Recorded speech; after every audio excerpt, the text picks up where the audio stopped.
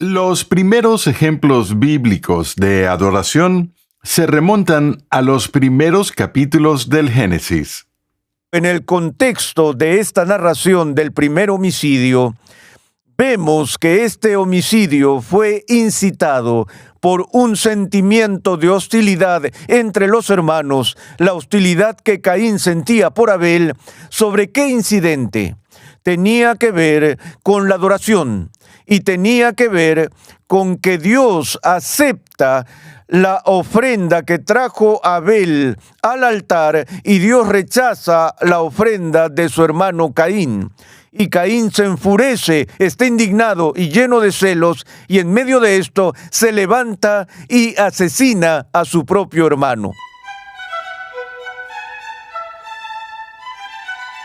Bienvenido a Renovando tu Mente con el Dr. R.C. Sproul. Hoy comenzamos una serie de enseñanza de 10 lecciones sobre la adoración. En esta interesante serie, el Dr. Sproul nos revela el retrato bíblico de la adoración que involucra todo nuestro corazón, alma y mente, así como la importante participación de cada uno de nuestros 5 sentidos. Además, nos recuerda la importancia de la belleza en la adoración, así como el valor de la liturgia. Visita nuestra página web renovandotumente.org, donde podrás solicitar gratuitamente la guía de estudio de esta nueva serie. La Escritura enseña que nuestra adoración debe ser ofrecida en fe, desde un corazón contrito, con la motivación de honrar a nuestro Padre Celestial. Pero, ¿en qué consiste un buen servicio de adoración? Y lo que es más importante, ¿en qué consiste un servicio de adoración bíblico? Acompáñame al salón de clases a escuchar una vez más al Dr. R.C. Sproul mientras nos enseña los diferentes aspectos de la adoración y los diversos elementos que son agradables y aceptables a Dios, examinando lo que implica la verdadera adoración bíblica. Hoy vamos a empezar una nueva serie sobre un tema particular que creo que es importante y vital para la vida de la iglesia. Me refiero al tema de la adoración. Es un tema que está en el corazón mismo de la fe cristiana y de la vida de la iglesia. Lo que vamos a hacer en esta serie es analizar las raíces bíblicas de la adoración y ver si podemos distinguir los elementos de la adoración que Dios mismo nos ha prescrito. Cuando vimos la doctrina de la iglesia, hice referencia a un libro escrito a mediados del siglo XX por un teólogo católico romano francés llamado Yves Congar, titulado Ecclesiam of Abel, es decir, la iglesia desde Abel.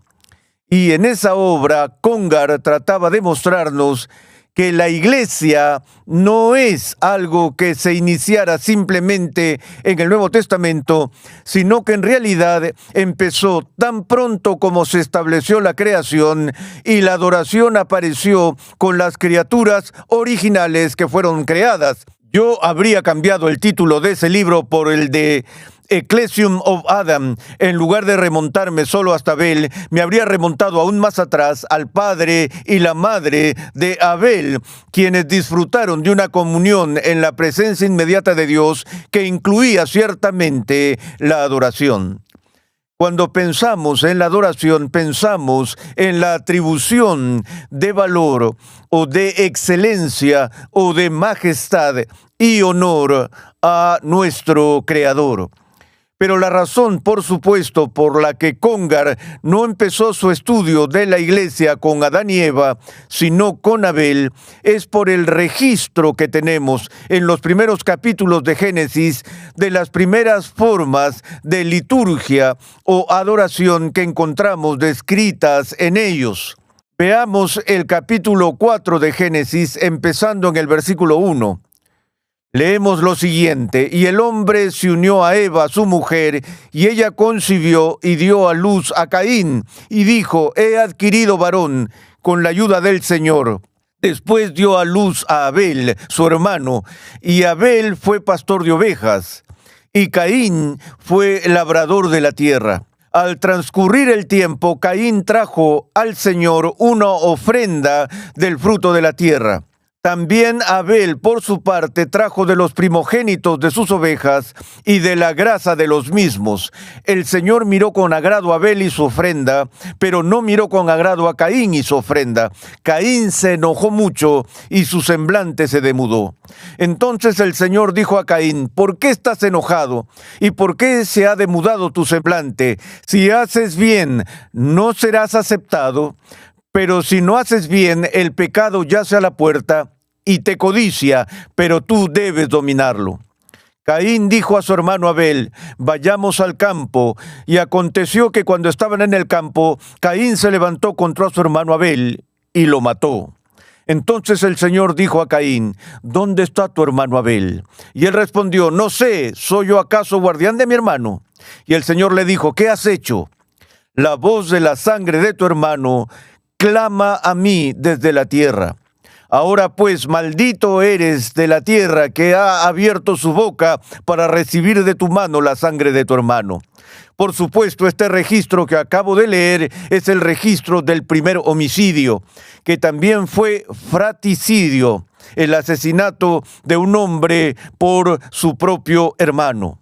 Esta expansión radical de la maldad que fluye de la naturaleza caída de la humanidad después de la caída de Adán y Eva tiene el propósito de enseñarnos algo del grado de traición del que los seres humanos han sido capaces desde su caída de su estado creado.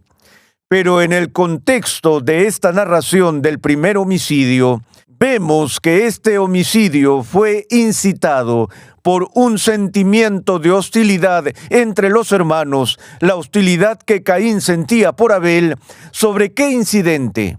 Tenía que ver con la adoración y tenía que ver con que Dios acepta la ofrenda que trajo Abel al altar y Dios rechaza la ofrenda de su hermano Caín.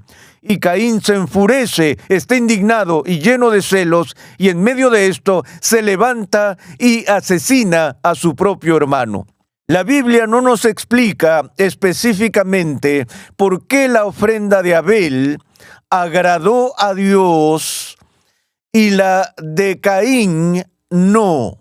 Así que tenemos que leer entre líneas e intentar reconstruir este incidente para determinar qué nos enseña sobre la naturaleza de la adoración.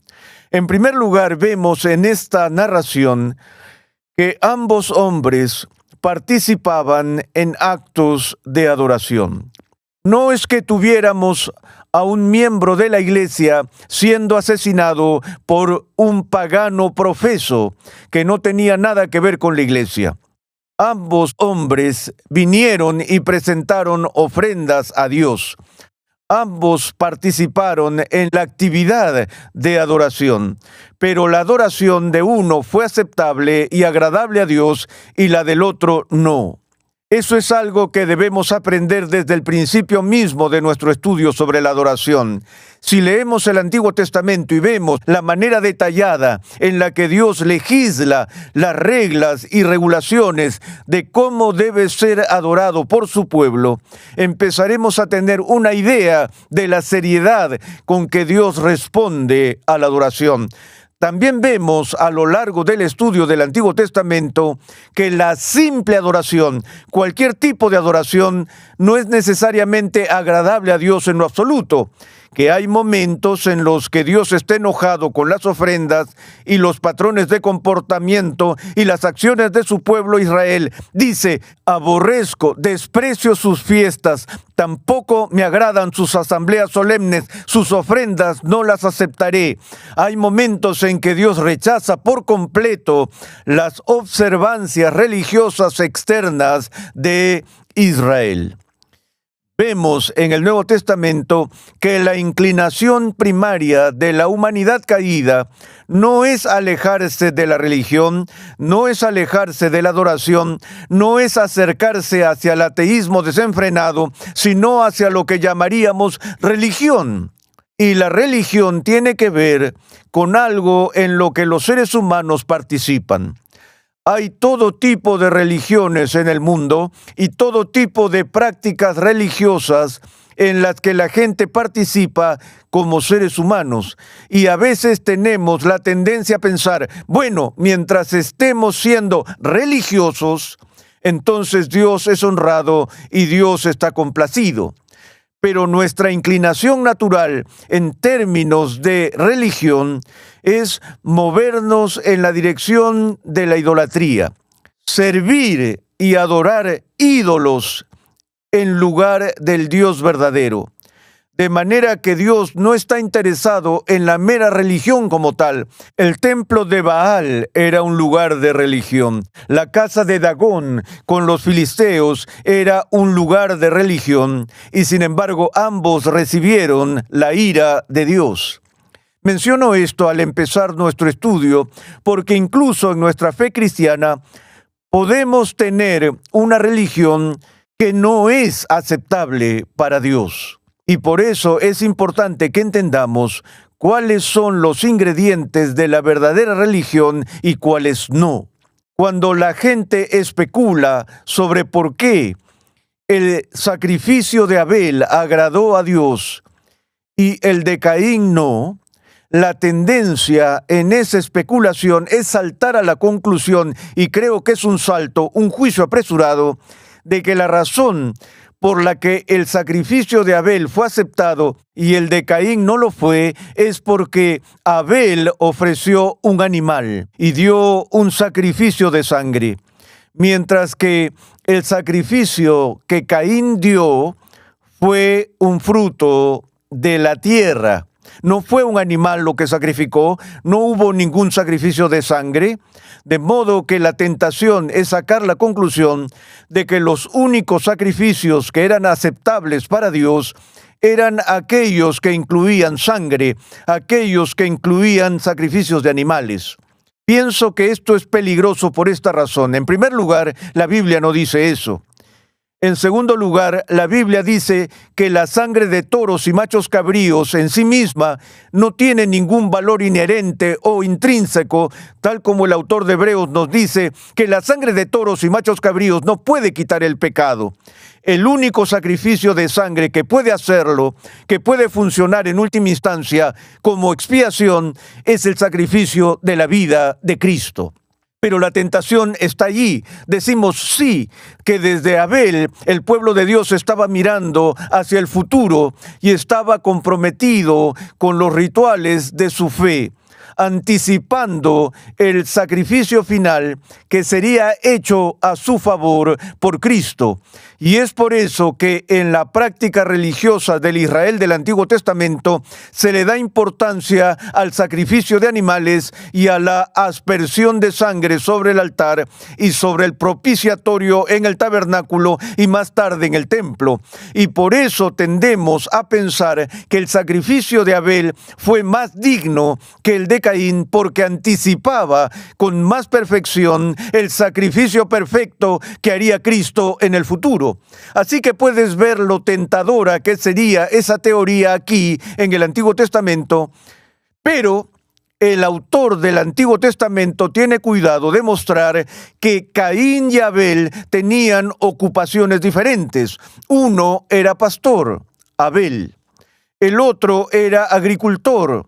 Y no vemos nada en el Antiguo Testamento que sugiera que la agricultura es algo que Dios ve con malos ojos y que la única forma legítima de empresa agraria en el Antiguo Testamento era la de pastorear rebaños, ovejas y cabras y demás.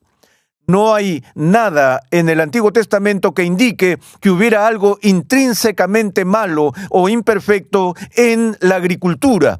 Más bien, lo que vemos en las primeras etapas del Antiguo Testamento es una división del trabajo, Unos se dedican a las labores agrícolas, mientras que otros se dedican a la crianza del ganado. El punto es que Abel trae de su trabajo y de lo que es suyo, de sus posesiones, una porción de lo que posee y lo ofrece a Dios en el altar. Y Caín, siendo agricultor y no pastor, trae lo que él tiene, parte de su posesión, parte de su cosecha, y lo ofrece en el altar. Si examinamos detenidamente el sistema de sacrificios del Antiguo Testamento, veremos que este no solo autoriza los sacrificios de animales, sino también las ofrendas de cereales, las ofrendas de grano y otros más. Así que creo que debemos resistir la tentación de asumir aquí que Dios solo aceptaría un sacrificio animal y no un sacrificio de grano. Volvamos al texto, leamos en el versículo 3. Al transcurrir el tiempo, Caín trajo al Señor una ofrenda del fruto de la tierra. También Abel, por su parte, trajo de los primogénitos de sus ovejas y de la grasa de los mismos. Y cuando Caín se enojó mucho porque su ofrenda no fue aceptada, el Señor le dijo a Caín: ¿por qué estás enojado? ¿Y por qué se ha demudado tu semblante? Si haces bien, no serás aceptado, pero si no haces bien, el pecado yace a la puerta. Así que no es que trajera el tipo equivocado de ofrenda, es que vino mientras el pecado estaba acechando a su puerta. Y si vamos al Nuevo Testamento, a la lista de los santos, a los héroes que se celebran en el capítulo 11 de Hebreos, leemos este estupendo capítulo sobre la naturaleza de la fe. Y el primer ejemplo que se da de vivir por la fe se encuentra en el versículo 4 del capítulo 11 de Hebreos. Por la fe, Abel ofreció a Dios un mejor sacrificio que Caín, por lo cual alcanzó el testimonio de que era justo, dando Dios testimonio de sus ofrendas, y por la fe, estando muerto, todavía habla. Lo único que se menciona en la Escritura que indica algún fundamento para la aprobación de Dios del sacrificio que Abel ofrece en el altar es esto: que hizo el sacrificio por fe, que dio el sacrificio en fe. Ya hemos hablado mucho de este concepto de sacrificio. Y empiezo nuestro estudio de la adoración echando un vistazo a este pasaje del Antiguo Testamento, porque aquí, en las etapas iniciales de la revelación del Antiguo Testamento, encontramos que la adoración se describe en términos de ofrenda, una ofrenda de sacrificios a Dios. Podemos ver esto como un intento del hombre primitivo de apaciguar la ira de los dioses, dándoles algún regalo para calmarlos y mejorar sus circunstancias. Pero si vemos cuidadosamente este concepto de sacrificio en la adoración en Israel, vemos que el sacrificio que Dios está buscando es el sacrificio de alabanza. Porque el elemento central de la adoración en la Biblia, queridos amigos, es darle adoración a Dios. Implica honrar a Dios, bendecir a Dios, estimar y reverenciar a Dios. El sacrificio se ofrece simplemente como un signo externo de un corazón que está lleno de asombro, reverencia y respeto hacia Dios. Ofrecer un sacrificio que no se ofrece con fe es ofrecer un sacrificio meramente como un rito externo, como un patrón formal de comportamiento que no es una expresión de la verdadera fe que tiene a Dios en la más alta estima y reverencia posible. Carece de lo que la literatura sapiencial llama el temor del Señor, es decir, el sentido de asombro por el que el corazón se inclina a adorar y honrar al Creador. Recordamos en Romanos 1 que cuando Pablo habla de la acusación universal de la ira de Dios contra los seres humanos, es que todos los hombres se niegan a honrar a Dios como Dios. Por lo que no importaba en última instancia si el acto de honrar a Dios era con la presentación de un animal o la presentación de productos tomados de los campos.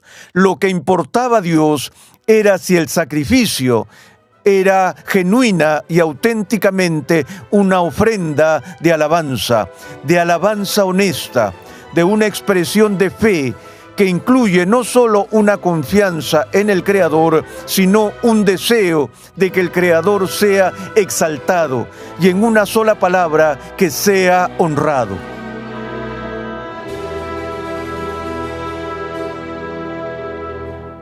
Escucharemos más del Dr. R.C. Sproul en un momento cuando regrese con el Coram Deo de hoy. Estás escuchando Renovando tu Mente y una lección titulada Una ofrenda honrosa. Recuerda visitar nuestra página web renovandotumente.org, donde podrás solicitar gratuitamente la guía de estudio de esta nueva serie. Estudia con Ligonier. Y es que Conexión Ligonier permite a cristianos en crecimiento estudiar en línea gracias a una amplia biblioteca de cursos interactivos en video impartidos por el fundador de Ministerios Ligonier, el Dr. R.C. Sproul, y otros destacados pastores, teólogos y expositores cristianos. Cada curso contiene herramientas de estudio para ayudarte a aplicar lo que estás aprendiendo, incluyendo pruebas opcionales, preguntas de discusión, así también como la facilidad de visualizar tu avance en cada paso. Tienes la flexibilidad de tomar todos los cursos que quieras, cuando y donde quieras, y al ritmo que más te convenga. Para más información, visita conexionligonier.com. Pasemos de nuevo al Dr. Sproul para concluir la lección de hoy. Hoy he utilizado una palabra que se ha convertido casi en un arcaísmo. Se ha vuelto casi obsoleta en el lenguaje humano. Y es la palabra honor. Hace no mucho tiempo estuve en una conversación con unos hombres de negocios y estaban describiendo a uno de sus socios, y uno de ellos dijo de su socio: fulano es un hombre honorable. Me dio un poco de gracia ese comentario, porque dije, la gente ya no habla así. Sin embargo, si ves en las Escrituras, la palabra honor se encuentra una y otra vez. En el Decálogo mismo, en los 10 mandamientos mismos, tenemos la obligación fundacional de honrar a nuestra madre y a nuestro padre. El Nuevo Testamento nos manda repetidamente honrar al rey. Hablamos del pastor, que es digno de un doble honor en la vida de la iglesia. Y sin embargo, con la desaparición de los sistemas monárquicos en la civilización occidental, que se establecieron sobre la base del honor y la equidad en la sociedad de las culturas democráticas, la palabra básicamente ya no se usa. Pero el hecho de que debamos honrar a los reyes, a los padres, a los ministros o a quien quiera que estemos llamados a honrar, todo tiene su raíz primordial en nuestra obligación más fundamental como criaturas, que es dar honor a Dios. Como cristianos, debemos reconocer que nunca podremos pagarle a Dios su bondad para con nosotros. Pero estamos obligados a darle algo, y ese algo es sacrificio. Pero, ¿qué clase de sacrificio podemos hacer que sea aceptable para Dios y de dónde viene?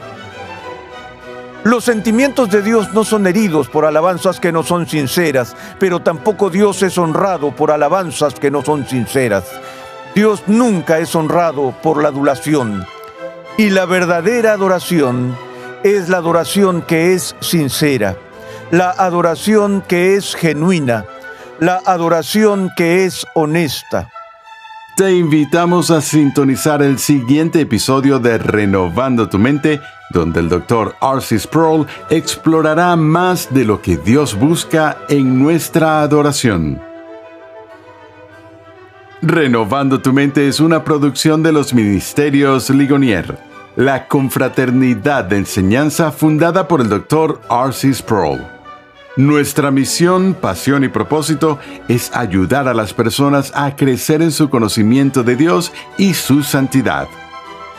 Nuestra programación es posible gracias al generoso apoyo en oración y financiero de cristianos alrededor del mundo. Para hacer tu donación, por favor visita nuestra página web renovandotumente.org. Recuerda que en nuestra página web renovandotumente.org puedes adquirir gratuitamente la guía de estudio de la serie de hoy y además encontrarás una amplia variedad de recursos tales como clases, artículos y contenido multimedia con la finalidad de cumplir con nuestra misión de proclamar, enseñar y defender la santidad de Dios en toda su plenitud a tantas personas como sea posible. Te invitamos a escuchar nuestro siguiente episodio y a unirte a nuestra gran comunidad virtual en las redes sociales.